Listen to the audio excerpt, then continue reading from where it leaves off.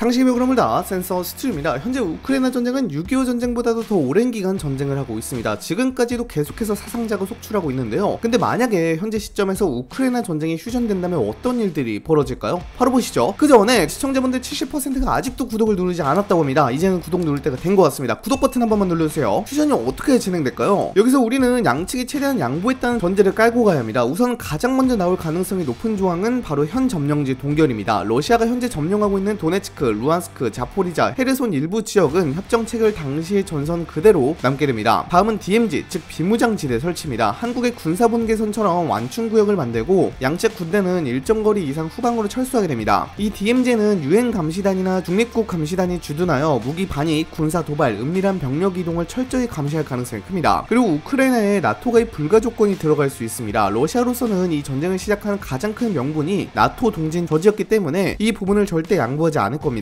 대신 우크라이나는 나토 가입 대신에 미국, 영국, 프랑스, 독일 등 주요 국가로부터 집단 안전보장을 받게 될 것입니다. 만약 러시아가 휴전협정을 깨고 재침을 시도한다면 이대 국가가 군사적으로 개입할 수 있다는 약속이죠. 또 하나 중요한 조항은 전쟁 포럼에 납치된 민간인의 전원 송환입니다. 전쟁 기간 수천 명의 군인과 수백 명의 민간인이 강제로 이동되거나 억류되었습니다. 휴전협정의 신뢰성을 확보하기 위해선 이들을 한 명도 빠짐없이 본국으로 돌려보내야 합니다. 이 정도가 지금 상황에서 휴전한다면 이루어질 조항들인 것 같은데요. 아마도 휴전회담에는 젤렌스키 우크라이나 대통령이 참석하지는 못할 겁니다. 아마 러시아나 미국, 유럽만 합의할 겁니다. 일단 현재 우크라이나 같은 경우에는 이러한 휴전 자체에 대해서 거부를 하고 있습니다. 영토를 러시아에 넘겨주는 조항 때문에 그렇죠. 그렇게 우크라이나로서는 완강히 거부를 하고 있는데요. 이를 무시하고 휴전을 진행할 것 같습니다. 마치 6.25 전쟁 당시 한국과 비슷하게 말이죠. 사실 우크라이나 전쟁이 3년 넘게 이루어진 전쟁이고 국제 정세가 크게 요동친 전쟁입니다. 그런데 우크라이나 전쟁이 끝났다고 해서 현재 전 세계에 짙게 깔린 전원을 쉽게 지우지는 못할 것으로 보입니다. 유럽은 우크라이나 전쟁이 휴전됐다고 해서 재무장을 진행하는 것을 다시 포기하거나 그러지는 않을 겁니다. 오히려 더 큰 위협으로 받아들일지 몰라요. 당장 현재도 유럽과 우크라이나는 영토 양보를 조건으로 한 휴전 논의는 강력하게 거부를 하는 상황입니다. 그만큼 러시아에 대한 위협을 직접적으로 느끼고 있는 것이죠. 당장 발트 3국이나 핀란드의 경우에는 수년 내에 러시아가 자신을 침공할 수도 있다는 걱정 탓에 재무장의 속도를 높이고 있는데요. 핀란드는 이에 대한 위협을 직접적으로 느꼈는지 최근에는 전쟁 시의 행동 요령을 담은 안전 가이드를 수십 년 만에 다시 만들 예정이기도 한데요. 7월 21일에 폴란드 정부는 안전가이드라는 제목으로 40쪽 분량의 소책자를 제작하여 시민들에게 배포할 예정이라고 합니다. 이 책자 안에는 깨끗한 식수를 확보하는 법이라든지 공습이나 정전이 발생하면 어떻게 해야 하는지, 방공호를 찾는 법은 어떻게 찾는지 등이 자세히 나와 있다고 합니다. 폴란드는 이러한 소책자를 9월 중으로 배포할 예정이고요. 영어와 우크라이나어 번역본도 같이 배포할 예정이라고 합니다. 그리고 폴란드 전체 1,400만 가구의 인쇄본에 배포할 예정이라고 합니다. 또 당장 폴란드의 국방비는 GDP 대비 4.7%에 다릅니다. 이는 평시 기준으로는 굉장히 높은 수치로 세계 전체 순위에서도 7위에 해당하죠. 비교해보면 세계 5위인 러시아는 7.1%, 2위인 이스라엘은 8.8% 수준인데요. 이 두 국가는 각각 실질적인 전쟁 상황이 있기 때문에 높은 비율이 어느 정도 이해가 됩니다. 하지만 폴란드는 공식적으로는 전시에 돌입한 국가도 아닌데 이 정도의 국방비 비율을 유지하고 있다는 건 그만큼 위기감이 크다는 뜻이기도 하죠. 우크라이나 전쟁이 휴전되어도 이러한 모습을 멈추지는 않을 것이고요. 오히려 다음 대상은 자신이 될 수 있다는 생각에 더 강력한 군사력을 갖기 위해 투자하는 모습을 보일 것 같습니다. 러시아도 당연하게도 계속해서 군사력을 유지하고 투자하려고 할 겁니다. 현재 러시아는 군수산업을 중심으로 경제가 돌아가고 있습니다. 당장 핀란드 은행 신흥경제연구소에 따르면 러시아의 GDP 성장의 최소 40%는 전쟁 관련 생산으로 이루어졌다고 설명하기도 했습니다. 근데 여기서 러시아가 갑자기 군수산업을 멈추게 된다면 그만큼 러시아 경제가 힘들어질 겁니다. 휴전했지만 국제사회의 경제 제재가 풀린 것은 아니니까요. 그러므로 러시아는 계속해서 군사력을 유지하려고 할 것 같은데요. 그렇다고 해서 러시아가 그 군사 장비들을 계속 내버려 둘 것이냐고 물어볼 수 있는데 또 그러지는 않을 것 같습니다. 일단 러시아의 현 대전략이 우크라이나에 대한 러시아의 완전한 통제인데 이게 변함이 없는 이상 나중에 또 우크라이나에 대한 전쟁을 일으킬 가능성도 충분히 있고요. 그게 크든 작든 우러 간의 무력 충돌이 수년 안에 일어날 것 같습니다. 그리고 현재 아제르바이잔이 굉장히 러시아에 대해 적대적으로 나오고 있습니다. 최근에 단계주로 회랑에 트럼프 루트를 만들어서 아르메니아와 아제르바이잔이 분쟁을 종식했던 뉴스가 나왔습니다. 그리고 아제르바이잔은 대놓고 우크라이나 편을 들기도 했고요. 러시아 정부가 지원하는 언론사들의 기자들도 잡아가는 모습을 보이며 호전적인 모습을 보여주었습니다. 카카스 지역에서 자꾸 탈러 현상이 나타나는데 러시아로서는 이걸 그냥 내버려둘 순 없거든요. 그렇게 아제르바이잔은 손봐줘야겠다는 생각을 할 수도 있을 것 같습니다. 그렇게 우크라이나 전쟁이 휴전되고 또 다른 전쟁이 카카스 지역에서 날 수도 있을 것 같아요. 물론 아제르바이잔의 동맹이 트리키이기 때문에 어떻게 될지는 더